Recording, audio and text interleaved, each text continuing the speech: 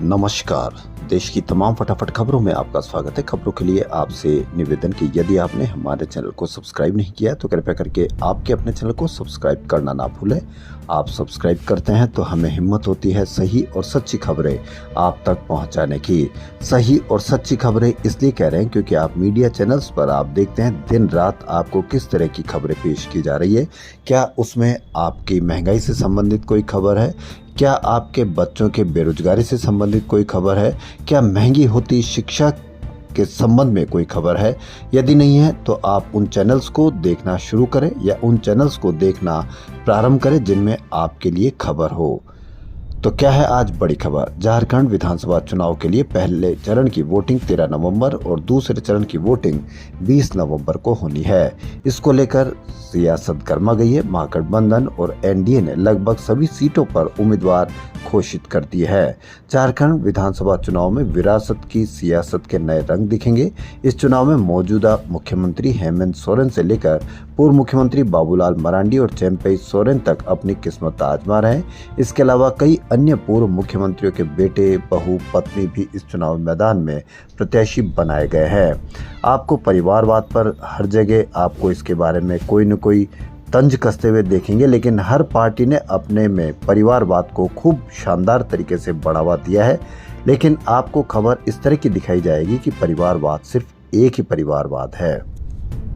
मुंबई के बांद्रा टर्मिनस पर रविवार सुबह मची भगदड़ में 9 यात्री घायल हो गए। 2 की हालत गंभीर बताई जा रही है। सभी को अस्पताल पहुंचाया गया है। हादसा प्लेटफॉर्म नंबर 1 पर सुबह करीब 6 बजे हुआ। बताया जा रहा है कि प्लेटफॉर्म पर गोरखपुर बांद्रा एक्सप्रेस आई थी। उसमें चढ़ने के लिए यात्रियों के बीच भगदड़ मच गई। यूपी और बिहार के निवासी दिवाली पर अपने घर जा रहे थे। इसके चलते सामान्य दिनों से काफी ज्यादा भीड़ प्लेटफॉर्म पर जमा हो गई।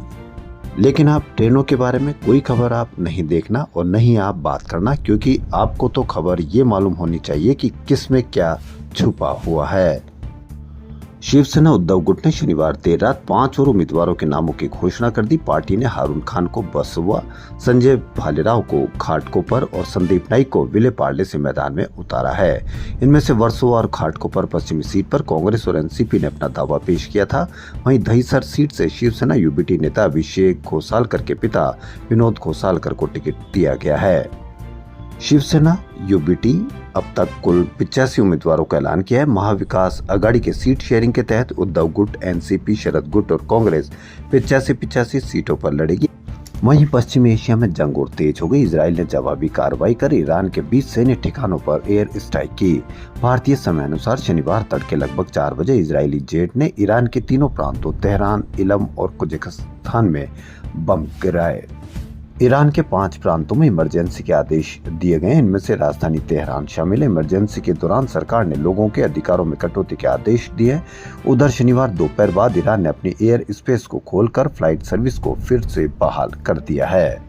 मनरेगा में पंजीकृत 84.8 लाख श्रमिकों के नाम अप्रैल से सितंबर के बीच हटा दिए गए। इनमें सबसे ज्यादा 14.7% नाम तमिलनाडु में हटे। दूसरे स्थान पर छत्तीसगढ़ है। विभिन्न राज्यों में 45.4 लाख नाम नए जुड़े हैं। हालांकि इस प्रक्रिया में 39.3 लाख नाम छूट गए। मनरेगा में नाम कैसे हटे, किस वजह से उसके कारण उनको छोड़ना पड़ा या छूट गए, इसको आप अवश्य कमेंट करके बताएं। इस साल अभी तक सुस्त रहे बॉलीवुड में दिवाली पर बड़े धमाके की तैयारी। वजह 2 बड़ी फ्रेंचाइजी की फिल्मों का मुकाबला 1 नवंबर को रोहित शेट्टी, अजय देवगन की सिंघम अगेन और भूषण कुमार की कार्तिक आर्यन की अभिनीत भूल भुलैया 3 एक साथ आ रही है। दोनों की पहली 2 फिल्में धमाल मचा चुकी है। देश में करोड़पतियों की संख्या एक साल में 36.02% यानी करीब 75,000 बढ़ गई। महज 3 साल में यानी कोविड-19 के बाद इनकी संख्या करीब 13 गुना हो गई है। आयकर विभाग के मासिक डेटा के आंकड़े सामने आए हैं। क्या आप इसमें शामिल हैं या आप अभी भी कई सालों पहले की आपकी वेतन उसी अनुसार चल रहा है? तो आप अवश्य इस पर कमेंट करें। वरिष्ठ पत्रकार और द कारवा के संपादक अनंत नाथ एडिटर्स गिल्ड ऑफ इंडिया के निर्विरोध अध्यक्ष चुने गए हैं। वे लगातार दूसरी बार अध्यक्ष बने हैं। वहीं सुप्रीम कोर्ट के प्रधान न्यायाधीश डीवाई चंद्रचूड़ ने कहा कि सरकार के प्रमुख जब हाई कोर्ट या सुप्रीम कोर्ट के चीफ जस्टिस से मिलते हैं तो इन मुलाकातों में राजनीतिक परिपक्वता होती है। मुंबई के कार्यक्रम को संबोधित करते हुए सीजेआई ने कहा कि हम राज्य सरकार या केंद्र सरकार के मुखिया से मिलते हैं तो इसका अर्थ यह नहीं है कि कोई डील हो गई है। हमें राज्य के सीएम के साथ बातचीत करनी होती है क्योंकि वे न्यायपालिका के लिए बजट देते हैं, जजों के लिए नहीं। क्लाइमेट चेंज ने उत्तराखंड की बागवानी का परिदृश्य पूरी तरह से बदल दिया। बीते 7 वर्षों में उत्तराखंड में फलों की खेती का क्षेत्रफल 54% कम हुआ और फलों का उत्पादन 44% कम हुआ है। ये दैनिक भास्कर की बड़ी खबर, लेकिन किसी मीडिया पर इसकी कोई आप चर्चा नहीं देखेंगे क्योंकि ये खबर आपसे संबंधित है, आपसे जुड़ी हुई है, आपके रोजगार से संबंधित है, आपकी गरीबी अमीरी से संबंधित है। वहीं आगे भास्कर की खबर में लिखा है कि फलों की गुणवत्ता इतनी खराब हो गई कि उत्तराखंड से फलों का निर्यात 1/4 रह गया है। देश में हाल के दिनों में हुए रेल हादसों के जांच एनआईए कर रही है। सोशल मीडिया पर फैलाया जा रहा है कि किसने खबर या ट्रेन हादसों के पीछे किनका हाथ है, लेकिन एजेंसी ने कहा कि हमें शुरुआती जांच में ऐसा कोई ठोस सबूत नहीं मिला है जिससे इन रेल हादसों के पीछे कोई साजिश होने की जानकारी मिली है। लेकिन सोशल मीडिया को कौन समझाए कि किसके पीछे किसका हाथ हो सकता है। पूरे सोशल मीडिया पर जबरदस्त तरीके का प्रचार प्रसार किया जा रहा है। भारत और अमेरिका के बीच एक खबर जिसको दैनिक भास्कर में दिया है। भारत और अमेरिका के बीच समय से एक गंभीर मुद्दा अटका हुआ। इसका सीधा संबंध H1B और L1 वर्क वीजा के तहत अमेरिका में काम करते भारतीय कर्मचारियों से है। दोनों देशों के बीच टोटलाइजेशन एग्रीमेंट न होने का खामियाजा अमेरिका में काम कर रहे 10 लाख से ज्यादा भारतीयों को उठाना पड़ रहा है और हर महीने भारतीयों के करोड़ों रुपए डूब रहे हैं। दरअसल अमेरिका के सामाजिक सुरक्षा और कानून के तहत भारतीय कर्मचारियों के सैलरी का 6.2% हिस्सा टैक्स के रूप में कट जाता है। हालांकि ये रकम कर्मचारियों को 67 साल की उम्र के बाद वापस मिल जाती है, लेकिन समस्या तब पैदा होती है जब भारतीय कर्मचारी इससे पहले देश लौट जाते हैं या अमेरिकी नागरिक नहीं बन पाते हैं। लेकिन किसी भी मीडिया पर इसकी खबर आपको कुछ भी नहीं मिलेगी क्योंकि ये खबर आपसे संबंधित है, आपके परिवार से संबंधित है। आपको किसी और का डर दिखाकर आपके पैसे डूब रहे हैं, लेकिन कोई खबर आपको मीडिया चैनल पर नहीं मिलेगी। जम्मू कश्मीर में पूर्ण राज्य का दर्जा देने पर सहमति बनी है। केंद्र सरकार में शीर्ष स्तर पर जम्मू कश्मीर को पूर्ण राज्य का दर्जा देने पर सहमति बनी है। नवंबर के आखिरी सप्ताह में शुरू होने वाले संसद के शीतकालीन सत्र में इससे जुड़ा प्रस्ताव लाया जाएगा। अब देखना यह है कि जम्मू कश्मीर को राज्य का दर्जा कितनी जल्दी बहाल होता है।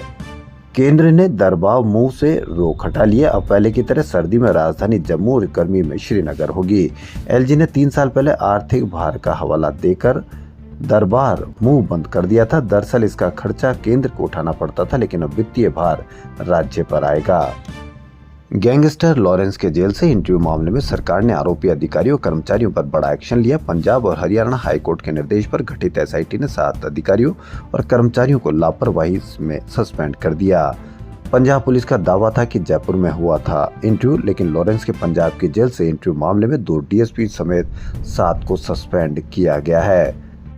आप इसकी तारीख भी अवश्य देखना कि ये तारीख कब की है और कब इसका इंटरव्यू लिया गया था। सभी अधिकारियों और कर्मचारियों को एसआईटी ने 3 व 4 सितंबर 2022 को सीआईए खरड़ में लॉरेंस बिश्नोई की ओर से निजी चैनल में दिए गए इंटरव्यू के चलते ड्यूटी में भारी कोताही व लापरवाही का आरोप भी पाया गया है। खबरों में फिलहाल इतना ही। यदि आपको हमारा चैनल पसंद आए तो लाइक, सब्सक्राइब और शेयर अवश्य करें। धन्यवाद।